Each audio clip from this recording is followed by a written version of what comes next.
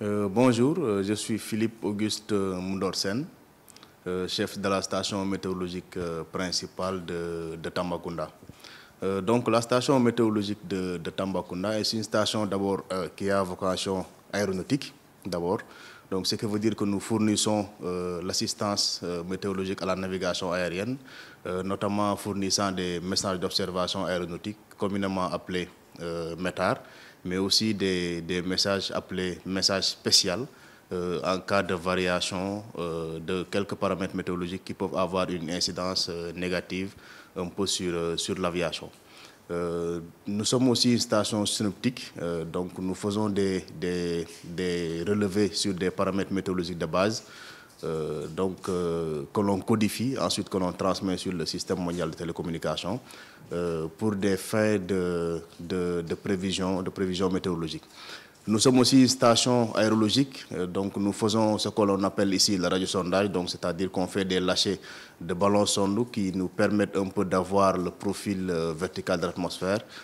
Donc ces sondes mesurent un peu des paramètres comme la pression atmosphérique, la température aussi, mais aussi la direction et la vitesse du vent à chaque couche d'atmosphère. Donc cela nous permet un peu d'avoir le profil vertical de l'atmosphère qui peut nous permettre un peu de faire des prévisions sur les nuages que l'on appelle cumulus. Donc ce sont les nuages qui nous amènent un peu l'orage et aussi les averses. Donc ils peuvent aussi permettre un peu la prévision d'apparition et de cessation de ce que l'on appelle le brouillard. La station de Tambacounda regroupe en fait trois types de stations, donc à savoir une station aéronautique, une station aérologique, une station synoptique, mais aussi une station à des fins climatologiques, donc pour le suivi un peu du climat. Donc nous faisons des relevés climatologiques quotidiennement que nous transmettons un peu à Dakar afin qu'ils aient un peu un suivi sur la climatologie locale de la région de Tambacounda.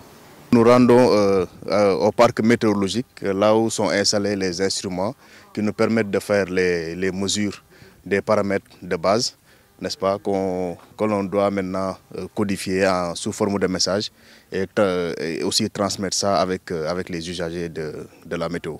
Depuis un certain temps aussi, l'ANACIM un peu a migré vers des appareils qui sont numériques. Donc autant nous avions eu des thermomètres à mercure et maintenant qui sont remplacés par des thermomètres avec des capteurs numériques. Nous avons ce que l'on appelle le pluviomètre à lecture directe. Donc il nous permet de mesurer les quantités de pluie que l'on reçoit ici à la station météo.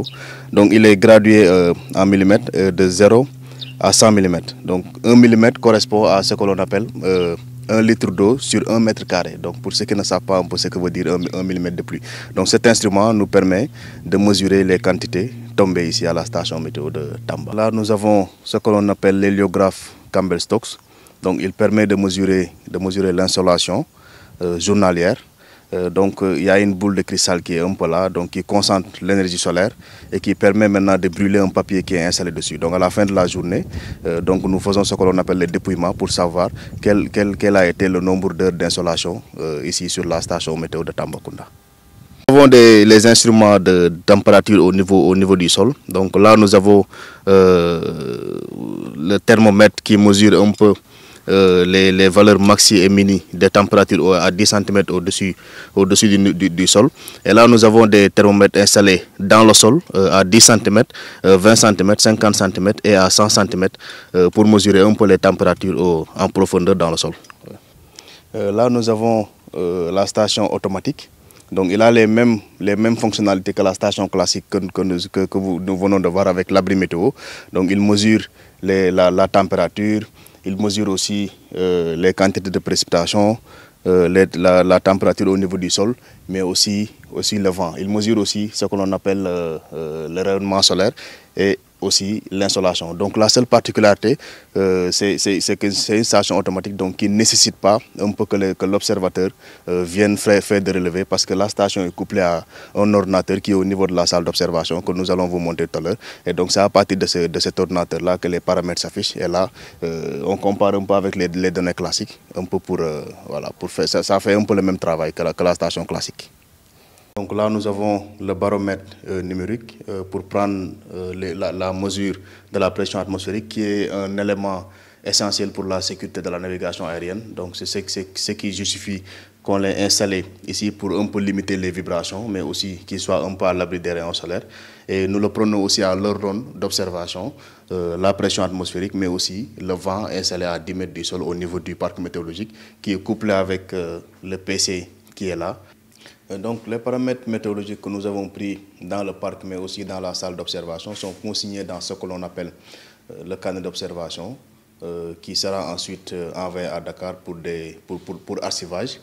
Mais ensuite, après avoir pris tous ces paramètres, nous les codifions. Comme je l'ai rappelé tout à l'heure, le métier d'observation consiste à collecter les paramètres de base, à les codifier et aussi à les transmettre. Donc ce que nous allons faire ensuite, c'est codifier ces paramètres-là que nous avons pris sous forme de messages réguliers pour l'aviation, pour la sécurité de la navigation aérienne, mais aussi que nous allons mettre aussi sous forme de code SYNOP, qu'ensuite cet appareil va nous aider un peu à la transmission au vu des échanges internationaux. Voilà donc, chers internautes, ce que nous avions à vous présenter sur la station météorologique de Tambacounda. Nous vous invitons à continuer de suivre l'ANACIM sur nos différentes plateformes digitales. Merci beaucoup et à très bientôt.